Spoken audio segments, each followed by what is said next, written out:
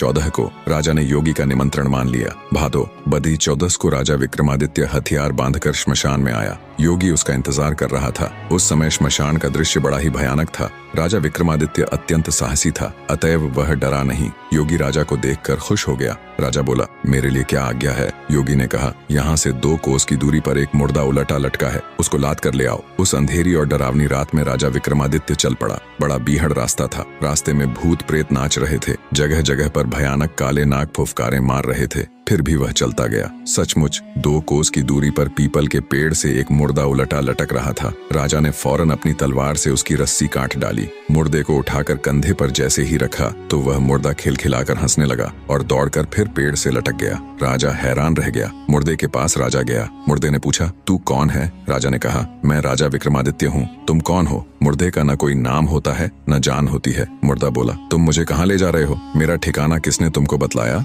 जो आ गए। राजा ने कहा, एक योगी की आज्ञा पर मैं यह सब कर रहा हूँ। राजा ने बतलाया, तुमको उस योगी के पास ले जाना है। राजा ध्यान से उसे देख रहा था। उसे देव की कही बात याद आ गई। कहीं यह मुर्दा वही तांत्रिक तो नहीं है? तभी मुर्दा बोल उठा, मैं एक शर्त पर चल सकता हूँ। मैं तुमसे कुछ बातें करता चलूंगा ताकि लंबा रास्ता कटे। मैं तुम्हें कुछ कथाएं सुनाता चलूंगा, तुम बोलना मत। बोल पड़े तो मैं फिर इस वृक्ष पर आकर लटक जाऊंगा। राजा ने शर्त मान ली। मुर्दे को कंधे पर रख लिया और वह वापस लौट पड़ा। मुर्दा बातें करने लगा, राजा विक्रमादित्य, मेरा नाम वैताल है। मैं तुमको एक कहानी सुनाता हूँ, सुनते चलो जिससे रास्ता कटे। और वैताल कहने लगा, सुनो राजा विक्रमादित्य, मैं तुमको एक से एक कहानियां सुनाऊंगा। सुना है तुम बहुत बड़े न्याय करता हो। राजा चुप रह गया। मेरी कहानी सुनकर तुमको न्याय करना पड़ेगा। न्याय न करने पर मैं मंत्र बल से तुम्हारा सिर धड़ से अलग कर दूंगा। राजा बोला, सुनो वैताल, न्याय करना मैं अपना धर्म मानता हूँ। अगर न्याय की बात करोगे तो उसका जवाब जरूर दूंगा। वैताल बोला, अपना वचन याद रखना राजन। राजा ने कहा, पर यह बताओ कि तुम्हारा नाम वैताल कैसे पड़ा?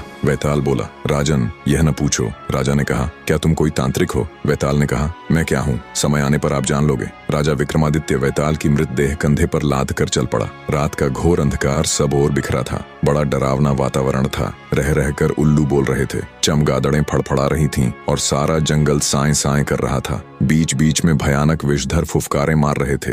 राजा इन सब से बचता हुआ सावधानी के साथ आगे बढ़ चला। अचानक राजा को ठोकर लगी। वह गिरते गिरते बचा। तभी वैताल अट्टहास कर उठा, संभल कर राजा, डर गए क्या? राजा बोला, नहीं तो। वैताल ने कहा, अच्छा तो सुनो, मैं तुमको पहली कहानी सुनाता हूँ। ध्यान पूर्वक सुनना, रास्ता भी कट जाएगा। मैं भी परख लूंगा कि तुम कितने न्यायप्रिय हो। राजा ने कहा, वैताल तुम बहुत बोलते हो। वैताल ने कहा, बोलना तो मेरा धर्म है राजन। अच्छा कहानी सुनो। राजा बोला, सुनाओ। वैताल कहानी सुनाने लगा। राजा विक्रमादित्य सुनने लगे। वह सावधानी पूर्वक रास्ता भी तय करते जा रहे थे। वह भयानक जंगल से गुजर रहे थे। वैताल कथा कहता जा रहा